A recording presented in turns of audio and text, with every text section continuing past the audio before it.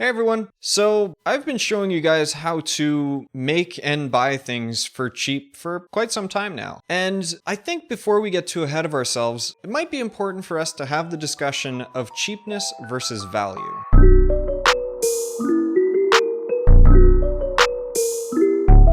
Deciding if it's worth it is something we all do in our day-to-day lives, whether consciously or unconsciously. And well, today we're going to talk about my process towards deciding if I should build something or just buy it. This is the calculation of cheapness versus value. So here are the 5 questions I consciously ask myself when deciding if pursuing a project is worth it or not. Number 1, will it simplify my life or up my quality of living? A good example of this would be the pillows I showed you how to make in, I believe, my first video. They aren't the best, and I could definitely buy something prettier, but do they make the place look nicer?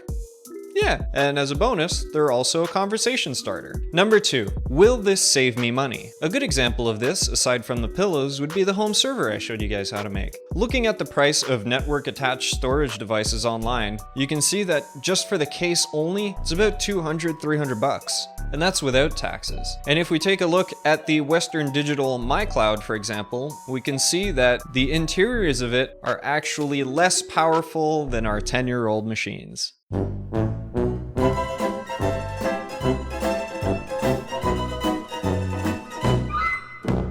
Seriously though, most of us forget that the only reason our computers are slow is because they're being bombarded with many background applications which are supposed to make our day-to-day operations easier. But when we close everything and we leave it to what it's supposed to do at its core, which is read and write data, it's really good at it, and you'll probably still get 5 to 10 years out of your machine. Now on to number 3. Will I learn something from completing this task? Learning to me is one of the most important questions I ask myself, because it teaches your brain to think critically and to become a better problem solver. Think of this like changing the wheels on your car. Learning how to do a task like this can really teach you about the inner workings of your car and can help you look for what may be off if your car is making a weird noise or something. And yes, changing the wheels on your car just might be a task that isn't for you. And that's okay. Not everybody is good at everything. We all have something we're bad at, but you'll never know until you try it, bump your head on the car while jacking it at the wrong place, all while realizing you got the wrong socket and need to make your way back to the hardware store for the 3rd time, all while thinking to yourself, oh, that's the last time I follow one of Kelsey's videos. Alright, number 4. Will I gain the tools to simplify the task if ever I have to redo something similar again?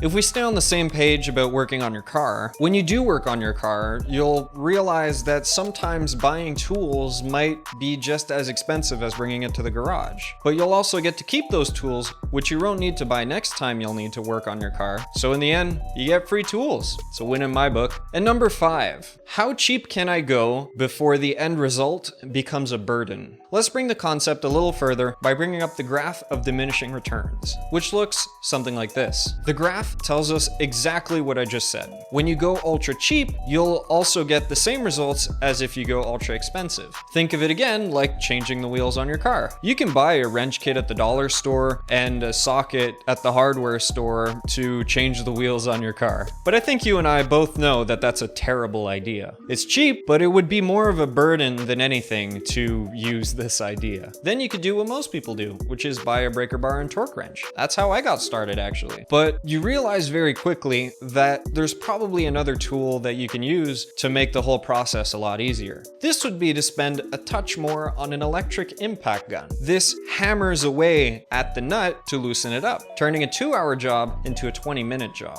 That would land right here on the graph, where a small bump in price significantly brings up the quality of your work and makes the end result a lot more efficient. Then you have the expensive route. Think of this like buying a giant air compressor with air tools. The price of these can rack up really fast. They can also be more of a burden to use than the electric flavor of the exact same thing. And apart from sometimes delivering a stronger blow to the nut you're trying to loosen, they don't do much else that's different. That would land here on the graph. You're paying much more for a product that for 90% of people just won't make a difference in the end result. So there you have it. Now that you have the 5 questions I ask myself when planning and beginning a project, you can apply them to yours as well. And hey, if you have any important questions that you ask yourself which I didn't mention, write it in the comments. Let's start a discussion. If you enjoyed this video, feel free to give it a like. And while you're at it, may as well subscribe. And on that note, I'll catch you next time. Peace!